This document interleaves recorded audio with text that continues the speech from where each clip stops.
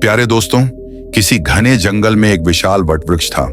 उसी पर एक बाज ने अपना घोंसला बनाया हुआ था और वहीं वह अपनी पत्नी बाजनी और दो नन्हे बच्चों के साथ रहता था। समय के साथ वह बाज बूढ़ा और कमजोर हो गया था। उसके लिए अब भोजन और पानी जुटा पाना आसान नहीं रहा। वह हर रोज जंगल में दाना पानी की तलाश में भटकता, लेकिन कहीं कुछ नहीं मिलता। उसका परिवार जैसे तैसे जो थोड़ा बहुत मिल जाता उसी में गुजारा कर लेता।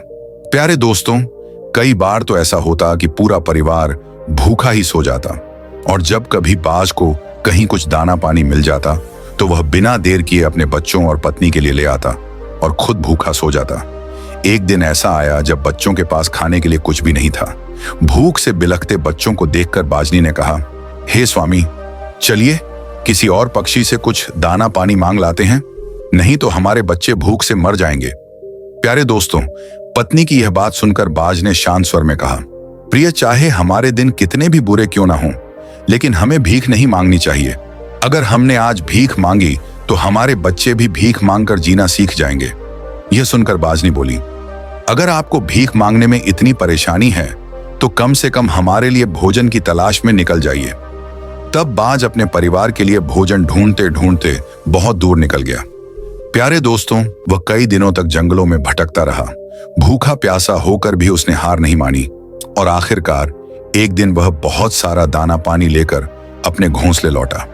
यह देखकर बाजनी और उसके बच्चों की खुशी का ठिकाना न रहा। सबने पेट भरकर भोजन किया। फिर बाजनी बोली, स्वामी, मुझे माफ कर दीजिए, मुझे आपसे भीख मांगने की बात नहीं करनी चाहिए थी। इस पर बाज मुस्कुराया और बोला, प्रिय, मैं तुम्हें एक कहानी सुनाता हूं, तब तुम समझ जाओगी कि मैंने ऐसा क्यों कहा था। प्यारे दोस्तों, बाज ने कहानी शुरू की और कहा, बहुत समय पहले की बात है। एक गांव में रमेश नाम का व्यक्ति रहता था। वह बहुत गरीब था। उसके परिवार में बस वह और उसकी पत्नी दो ही सदस्य थे। वह दिन भर मजदूरी करता और किसी तरह दोनों का पेट पालता था। समय बीता और उसकी पत्नी गर्भवती हो गई। यह सुनकर रमेश बहुत खुश हुआ। उसे लगा अब उनके घर में भी एक नन्हा बच्चा खेला करेगा, लेकिन नियति को कुछ और ही मंजूर था। दूसरी ओर उसी समय उसकी पत्नी अस्पताल में अपने बच्चे को जन्म दे रही थी। जब उसे यह भयानक खबर मिली कि उसके पति की मृत्यु हो गई है तो उसका कलेजा चीर गया, जैसे पूरी दुनिया एक पल में उजड़ गई हो। उस बेचारी का इस दुनिया में बस वही एक सहारा था जो अब हमेशा के लिए उसे छोड़कर चला गया। वह बुरी तरह से फूट फूट कर रोने लगी, हे प्रभु, यह तूने कैसा दुख दे दिया। जो मेरा एकमात्र सहारा था उसे ही मुझसे छीन लिया। कम से कम इस बच्चे का तो ख्याल किया होता जिसका अभी जन्म भी नहीं हुआ है। तूने पैदा होने से पहले ही उसके सिर से पिता का साया छीन लिया। अब कौन इस बच्चे का पालन पोषण करेगा। अस्पताल के कमरे में वह बेचारी अपने पति को याद करते हुए बेसुध होकर रोती रही। उसे समझ नहीं आ रहा था कि वह संतान के जन्म की खुशी मनाए या अपने पति के जाने का शोक। नगर के कुछ लोग उसे ढांढस बंधाते हैं और कहते हैं, बहन, जन्म और मृत्यु सब विधाता के हाथ में है, इसमें किसी मनुष्य का बस नहीं चलता। ईश्वर जो भी करता है अच्छे के लिए ही करता है, इसलिए जो चला गया उसका दुख छोड़ो और जो आया है उस पर ध्यान दो। यह सुनकर वह महिला कुछ शांत होती है और थोड़ी देर में एक सुंदर पुत्र को जन्म देती है। बेटे को देखकर उसका दिल कुछ हल्का होता है। वह सोचती है, अब यही मेरा सहारा बनेगा, मैं इसे पाल पोस कर बड़ा करूंगी। अपने पति की निशानी समझकर यह मेरा जीवन बनेगा। कुछ दिनों तक नगर के लोग उसकी मदद करते हैं, लेकिन प्यारे दोस्तों, दुनिया में कौन हमेशा किसी का साथ देता है। समय बीतता गया और मदद करने वाले एक एक कर दूर होने लगे। अब वह महिला अपने छोटे से बेटे के साथ बिल्कुल अकेली पड़ गई। उसे समझ आ गया कि दूसरों की मदद पर जिंदगी हमेशा नहीं चलती। यदि इस बच्चे को पालना है तो मुझे खुद जिम्मेदारी उठानी होगी। इसीलिए उसने दूसरों के घरों में काम तलाशना शुरू किया। उसे जहां भी काम मिला वहां वह झाड़ू पोछा, बर्तन, जो भी काम मिला करती रही ताकि अपने बच्चे का पेट भर सके। दिन परिश्रम में और रात बच्चे की देखभाल में गुजरने लगी। धीरे धीरे उसका बेटा बड़ा होने लगा। जब वह 4 वर्ष का हुआ तो मां ने उसे नगर के सरकारी विद्यालय में दाखिला करा दिया। उसने मन में ठान लिया था कि मैं अपने बच्चे को पढ़ा लिखाकर इस लायक बनाऊंगी कि उसे कभी किसी के सामने हाथ न फैलाना पड़े। प्यारे दोस्तों, वह महिला दिन रात मेहनत करती और जो कुछ कमाती उससे बच्चे की पढ़ाई और घर का खर्च चलाती। बच्चा भी बहुत समझदार था। वह जानता था कि घर में बस उसकी माँ ही है। उसका पिता तो उसके जन्म से पहले ही दुनिया छोड़ गया था, इसलिए वह पढ़ाई पूरी लगन से करता था। समय बीतता गया और जब वह 12 वर्ष का हुआ तो एक दिन उसकी माँ गंभीर रूप से बीमार पड़ गई। शुरुआत में उसने सोचा यह कोई मामूली बीमारी होगी, इसलिए ध्यान नहीं दिया, लेकिन हालत दिन पर दिन बिगड़ती गई। वह काम पर भी नहीं जा पाती थी। घर में इतने पैसे नहीं थे कि इलाज करा सके। माँ को इस हालत में देखकर बेटा बहुत परेशान हो गया और रोते हुए बोला। माँ की तबीयत बहुत खराब थी, लेकिन बेटे के चेहरे पर चिंता नहीं बल्कि हौसला था। वह बोला, माँ तुम परेशान मत हो, मैं अभी डॉक्टर के पास जाकर दवाई लेकर आता हूँ। तुम बस दवाई खा लेना, फिर तुम जल्दी ही ठीक हो जाओगी। बेटे की मासूम बात सुनकर माँ की आंखें भर आईं। उसने कांपते हुए स्वर में कहा, बेटा अब कहीं जाने की जरूरत नहीं है, मेरा समय अब पूरा हो गया है। मैं तेरे पिता के पास जाना चाहती हूँ, लेकिन जाने से पहले मेरी एक बात हमेशा याद रखना। जब तू इस दुनिया में नहीं आया था तब तेरे पिता और मैंने एक सपना देखा था कि हम अपने बच्चे को पढ़ा लिखा कर इतना काबिल बनाएंगे कि उसे कभी हमारी तरह गरीबी भरी जिंदगी न जीनी पड़े। लेकिन बेटा मैं उस सपने को पूरा नहीं कर पाई। अब मैं जा रही हूं, लेकिन तू अपने पिता के उस सपने को जरूर पूरा करना। तू ऐसा जीवन जीना कि तेरे नाम से लोग प्रेरणा लें, तेरे पिता को तुझ पर गर्व हो। बेटा कभी पैसे के पीछे मत भागना, क्योंकि जो लोग सिर्फ पैसे के पीछे भागते हैं वे अक्सर अपनी इंसानियत और अपने माता पिता की इज्जत भी भूल जाते हैं। बेटा नाम कमाना, पर ऐसा नाम कमाना जो लोग सम्मान से लें। तू सदा स्वाभिमान से जीना, कभी किसी के आगे हाथ मत फैलाना। याचना करना मनुष्य को छोटा बना देता है। याद रख बेटा, पराधीनता ही नरक है। मनुष्य को हमेशा विद्या, धन, बल, कीर्ति और पुण्य अर्जित करने की कोशिश करनी चाहिए। यह कहते हुए मां की आवाज धीमी पड़ने लगी। बेटा बोला, मां तुम चिंता मत करो, मैं अभी दवा लेकर आता हूं। और इतना कहकर वह पैसे लेकर बाहर निकल गया। लेकिन प्यारे दोस्तों, किस्मत को कुछ और ही मंजूर था। बेटे के लौटने से पहले ही उस गरीब मां ने अपने प्राण त्याग दिए। जब नगर वालों को यह खबर मिली तो सब लोग इकट्ठा हुए और उस महिला का अंतिम संस्कार उसी के बेटे के हाथों कराया गया। अब वह मासूम बालक पूरी तरह अकेला रह गया। दोस्तों, किस्मत भी क्या खेल खेलती है। जब जीवन में अपने सहारा बनते हैं तभी समय उन्हें छीन लेता है। जब जरूरत होती है तब कोई साथ नहीं देता। रिश्तेदारों ने भी उस बच्चे की ओर ध्यान नहीं दिया। आखिर वह गरीब जो ठहरा, लेकिन वह बच्चा टूटा नहीं। उसने हार नहीं मानी। उसने तय किया कि अब मुझे खुद ही अपनी राह बनानी होगी। मां के छोड़े हुए थोड़े से पैसों से उसने कुछ दिन तक गुजारा किया, लेकिन जब वे भी खत्म हो गए तो उसे समझ में आ गया कि अब कुछ काम धंधा करना ही पड़ेगा, तभी रोटी की व्यवस्था होगी और स्कूल की फीस भी भरी जा सकेगी। उसे मां की बातें याद थीं।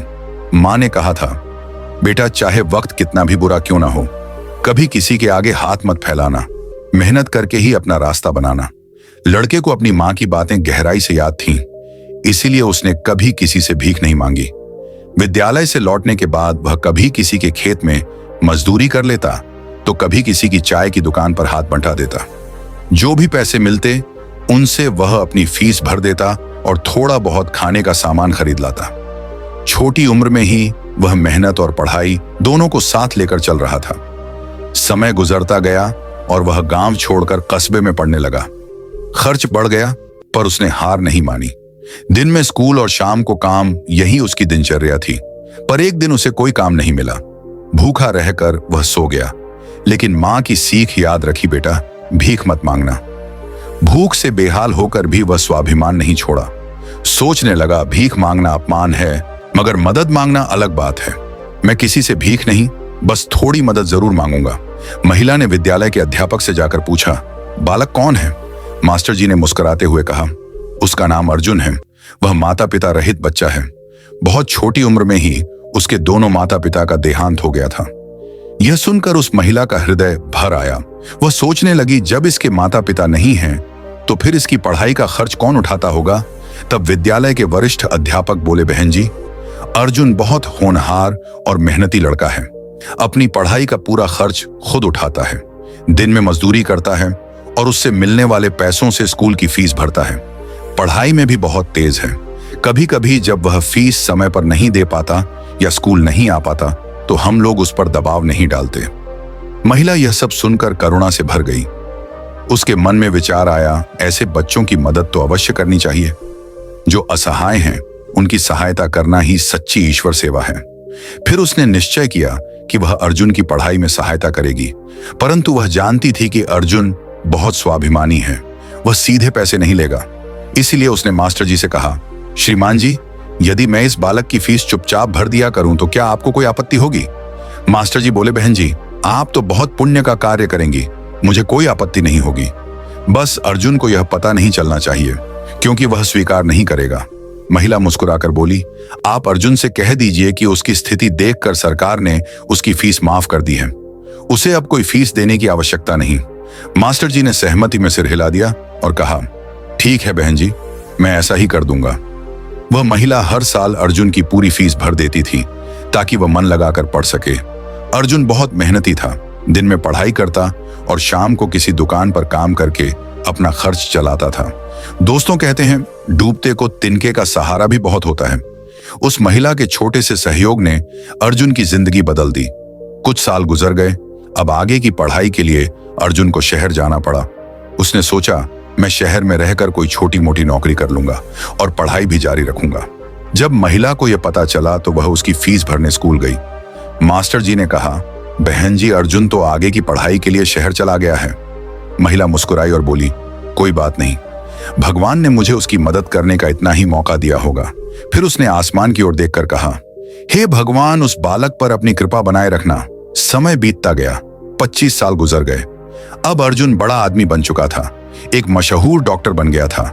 उधर वह महिला भी अब बूढ़ी हो चुकी थी। उसका बेटा बड़ा व्यापारी बन गया था, बहुत पैसा था घर में। मगर किस्मत को कुछ और ही मंजूर था। एक दिन महिला बहुत बीमार पड़ गई। उसका बेटा घबरा गया। डॉक्टर ने बताया कि मां को कैंसर है। डॉक्टर बोले, इलाज बहुत महंगा है, बड़े शहर के अस्पताल में ही हो पाएगा। बेटा बोला, डॉक्टर साहब, मां के लिए मैं कुछ भी करूंगा, पैसा चाहे जितना लगे। फिर वह अपनी मां को शहर के बड़े अस्पताल में ले आया। डॉक्टर साहब विदेश गए हुए थे तो अगले दिन लौटे। जब उन्होंने रिपोर्ट देखी तो बोले, चिंता मत करो, इलाज लंबा है, पर तुम्हारी मां ठीक हो जाएगी। बेटा बोला, डॉक्टर साहब, चाहे सब कुछ बेचना पड़े, पर मैं मां को ठीक कराऊंगा। इलाज शुरू हुआ, दिन बीतते गए, पैसे खत्म होते गए, फिर भी बेटे ने हिम्मत नहीं हारी। उसकी मां धीरे धीरे ठीक होने लगी। एक दिन डॉक्टर उसकी रिपोर्ट लेकर कमरे में आया और बेटा हैरान रह गया, क्योंकि वो डॉक्टर कोई और नहीं, वही अर्जुन था जिसे उसकी मां ने बचपन में पढ़ाया था। अर्जुन बोला, मां, आपने मुझे पहचान लिया। जिस बच्चे की आप कभी फीस भरती थीं, आज वही आपकी जान बचाने आया है। महिला की आंखों से आंसू बहने लगे। वह बोली, बेटा, भगवान ने मुझे दोबारा मां बनने का मौका दिया है। दोस्तों, जिंदगी में कभी किसी की मदद करने का मौका मिले तो जरूर करना, क्योंकि दुआएं लौटकर जरूर आती हैं। बस वक्त का इंतजार करो।